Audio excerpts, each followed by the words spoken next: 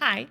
So if you've watched any of my content at all, interacted with me on Discord, you will know that I am literally the epitome of an anxious DM. I freak out a lot. I have to psych myself up pre-stream. I have to confide in friend groups or my husband about how underprepared I feel for the session. And I have to fight this like never-ending pit of dread in my stomach every time I sit behind the DM screen. I thought I would talk about it.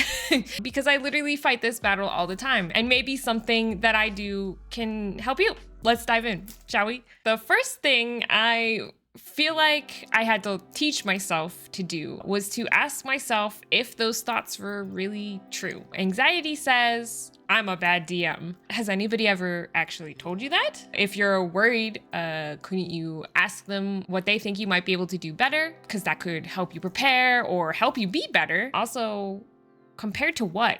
Who are you comparing yourself to? Because one, if you're comparing yourself to people like Matt Mercer or Their Games or Dimension 20 or any of those big streamers, that's like comparing yourself to like an actor or actress, you know? Why are you doing that? What do they do better that you don't already do? And then what do they do poorly? Because some of them really do some things, really do some things that aren't really that good for D&D. And then once you're done doing that, look at yourself. What do you do well? And what do you do poorly? And how can you make that better? And how can you focus on the things you do well? Anxiety says, I haven't prepared enough for tonight. Do you get through most of your content each game? Because I sure as hell don't. Why would this be any different? If you do have to end early, anybody actually care? Perhaps not. Anxiety says, they won't like what I've prepared. How do you know that? Have they disliked anything that you've prepared before? Have they disliked something similar to this that you've prepared for them before? Even if they did, how are you making this different from last time? Or how could you take what they don't like about this upcoming session and turn it into something they would like later? DMing is not a static thing. You can change over time. Essentially, you just need to talk to your DM self like you would to a friend who DMs. Would you tell your friend that they're a bad DM? I wouldn't. I might give some tips, or I might point out things that I particularly like that they do, but I wouldn't call a friend a bad DM. Would you tell your friend they didn't prepare enough for a session if they had to quit early? No, you'd be happy you got to play and got to roll dice even for, an hour or two. This is something I have learned to do that really helps me put in perspective that these thoughts, these anxious thoughts, are garbage. But I feel like that particular thought process is something that you kind of learn over time and something that you have to build upon over time. In the meantime, while you're working on that skill of talking to yourself like a friend would talk to you, consider these other things that can help reduce the anxiety in other ways. Decrease the frequency of the games. Give yourself more time to prepare. As much as I want to play D&D every week, that to me is seriously unsustainable. And that's not just saying that because I'm a mom, with a toddler, which does, of course, make it even worse. But even pre-baby, I had trouble because I work for a living. Even though my job is D&D focused, I don't have time to prepare my sessions during the workday. I also have to manage this channel, which, sure, some of that I could use as content, but not all of it. I have family obligations, and I have some non-nerd friends that don't like D&D that I also have to put time and effort into to maintain that relationship. I know, I'm surprised too. Who would have thought I have friends? Personally, I do a bi-weekly schedule. This to me gives me one full week where I literally don't do anything and gives me time to breathe. That first week is when I become the most creative because I'm just not worried. I think of a whole bunch of new things to add to the game and I jot them down to worry about next week. Another tip, and this one saves me a lot of anxiety, is to set aside a regular weeknight before that game that is just for session prep. This changes for me because life happens, and so it's not always easy to set aside time for myself, let alone for D&D prep. When I do have the chance to actually schedule it out, it forces me to not worry, because every time I think of it, I think, oh, well, I can worry about that on Thursday. It has taken me years to figure out that kind of method and that it works for me, but it has really saved me in so many ways. Another thing I do that I think helps me is I keep a place in my notebook. Right now, I'm doing a lot of bullet journaling again, and that's how I keep my schedule. So in my notebook, I actually have a whole section for D&D ideas, and anytime something strikes my fancy, I write it down in that section. When I am super tired because baby kept me up all night, or if I really just don't have a lot of time, only an hour to prep, I can just pull from a list of ideas I already have, and it makes it so much easier. Maybe you need to take a break. I think this is like the biggest thing. We push and push and push ourselves to run a really good game, and it does take effort. So remember that in a way, it's kind of like work, and you wouldn't work yourself ragged. You would take vacation days, right? Take a break. It's perfectly okay to take a breather, and I've done it myself several times where either everything else in my life got so stressful, I just couldn't manage to find the time or the motivation to actually do any session prep. There's plenty of reasons to just take a month off or 2 and come back to it. During this break, you might also want to consider this next tip, which would be to play the game as a player. So maybe you can ask someone else to run a couple one-shots during your break so that you get a chance to play, you get that recharge. You also get to see how someone else runs the game and see what they do better and what they might do worse than you, and take those tips and try to apply them to your own games. You could also just watch people online play. However, I caution you, don't just watch things like Dimension 20, Critical Role. You really need to watch people who aren't professional actors. Probably want to just find some smaller communities. There are tons of people out there who are running games right now, this instant, who you could learn from. Okay, this one I know is gonna be hard. Prepare less and see what happens. Okay, this one was really an eye-opener for me. Someone somewhere online, probably Reddit, said try going in completely unprepared and see how far you can get before your players realize you haven't prepared anything. I could never do it to that extreme. However, I actually did this at one point. I had been running an adventure module, and all I did was read the adventure module for the next session. I didn't do any other prep. So maybe 10, 15 minutes of reading. At the end, still everybody was excited for the next session. Nobody had any comments on what I did and didn't prepare. And it just showed to me that I can actually be pretty flexible at the table. Also realized that I have set myself up with some of these other things to run a game without any prior thought. Like, I could probably throw something together for you right now and it'd still be an enjoyable time. But it took me not preparing, or preparing very minimally, before I actually realized that, yeah, I'm not horrible. And here's the next one, which is gonna be a contradiction: over prepare.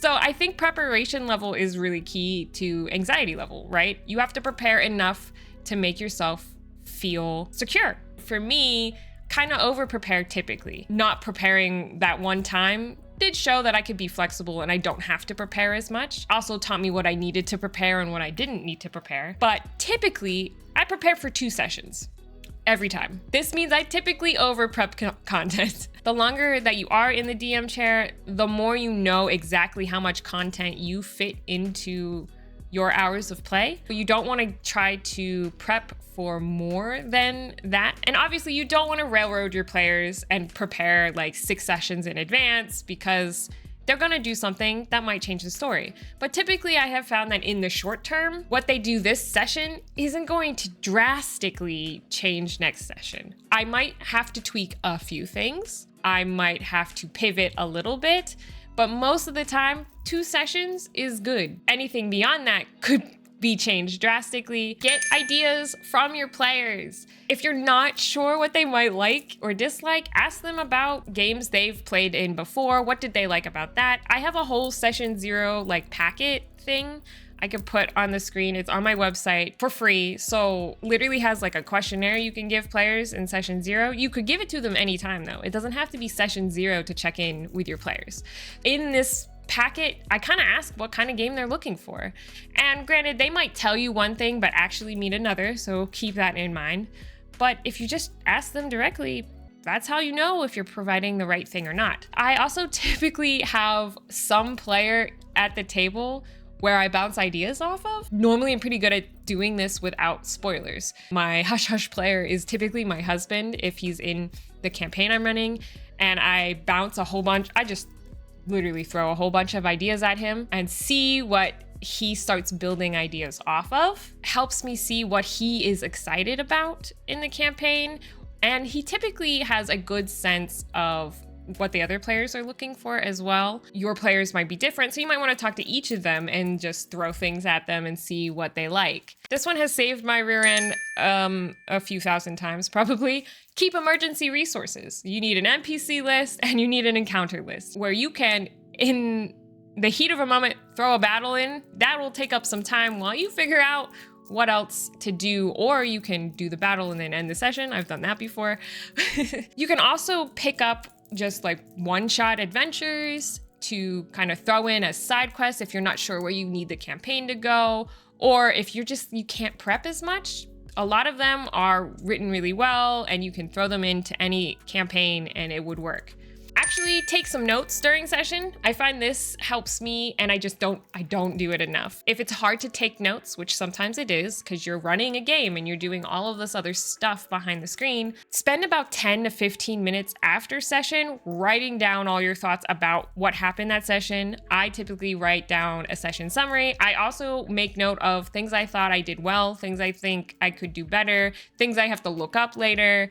That kind of stuff. I actually have like a whole video on this. I will put a link, but I find it's way easier to prep and makes me less anxious if I know I already have a starting point, and that's what that session summary is. This one is a little trickier. Look at who you're playing with. If you're worried about, a whole bunch of rules lawyers, that you feel like you need to prepare arguments or feel like you're preparing things you don't like to prepare, then I'm sorry to say, your group's not for you. I know everyone wants to bring their close friends into this hobby that we love, and that's great. The D&D circle is big enough to fit everyone.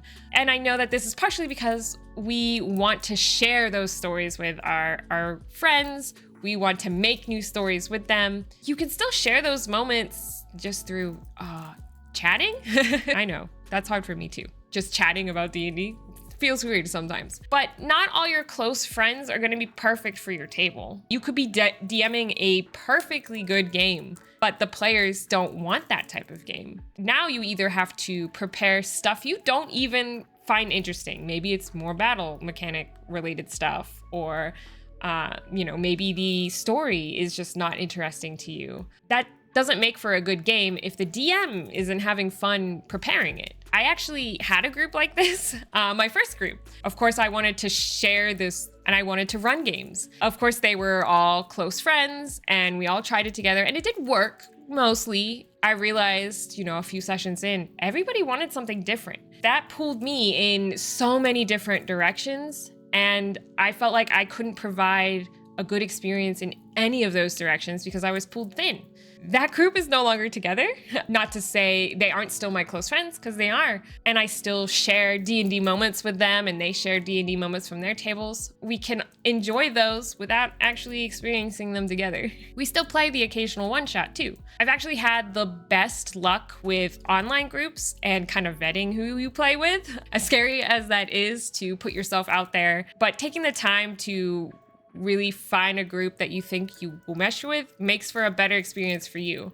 For instance, I think I found one group that I can play in and get the experience that I want as well, which I found on my server. And you can actually listen to that game every other Sunday if you would like on the Discord server. Not only is that group playing in a manner that I like to play in, the DM also runs the game that in a way that I want to run games. So I'm actually learning a lot from him as well. This one helps me when I'm super anxious. Dive into the parts that you love most about DMing. I find that when I'm in a happy mood, when I'm doing something I love, I end up ignoring all of that anxiety, getting to the heart of the matter, which is prepping for the game. When I feel really anxious, I start with the maps. I love map making. It's still prep work towards the next session because you always need maps. That, or I jump into the players' backstories and figure out how I can pull tiny bits that they maybe don't even remember writing about into the next session, and how I can tailor that to fit in with the arc or the direction we're going. That to me is the most fun. So start with the fun bits. Remember that DMing is supposed to be fun. It's not supposed to be anxiety inducing. This one's hard, okay? Tell yourself it's okay. Someone screen cap this and send it to me in like 2 weeks. Change the thought process from, oh, I hope I did this okay, or I'm not sure this is enough, or I'm not a good enough DM, to, I got this. I've done it so many times before, and even if it doesn't hit the mark exactly, I'm gonna learn from this. It's hard. Put it on a sticky note. Tattoo it on your arm. I don't know, maybe don't do that. And lastly, consider professional help. If you are constantly and consistently anxious, especially after trying some of these other tips or taking a break, you might actually need to find help, professional help, whether that's therapy or medication or whatever. Obviously, I can't tell you what kind of help or where to go for help, you know, legal reasons. I can tell you that I personally have needed help. I have tried both therapy and medication to help with bouts of extreme anxiety. Both have done just wonders in helping to break those anxiety loops, which is the thing that really gets me. Anxiety can be a beast to handle. And for me, the flip side, of course, of anxiety is depression. You know, they're two sides of the same coin. So I feel like when my anxiety gets to be too much, I dip into depression, which of course is not good. So if it feels like none of these tips are working, if it feels like nothing helps, if it feels like you can't get over it, if it feels like your mind is going in the same circles, you need to seek professional help. Consider this your sign to do so. With that, I hope that something in this video has helped you. I promise you got this. If you have any questions, you can come chat with me on Discord. We can, you know, share our anxieties together on there. Or if you would like, I have monthly hangouts for members only, just a couple bucks every month. That goes towards helping me keep doing this for a living. But you can pretty much ask me anything. You can ask about my business. You can ask about YouTube. You can ask about D&D. You can ask about other things. I don't know. The world is your oyster. So come join me. Yeah. Oh, and you get other things. You get other cool things too, like free maps, dashboard assets, free stuff. There's also free stuff. Well, free stuff. And I will see you guys in the next one. Bye, and good luck.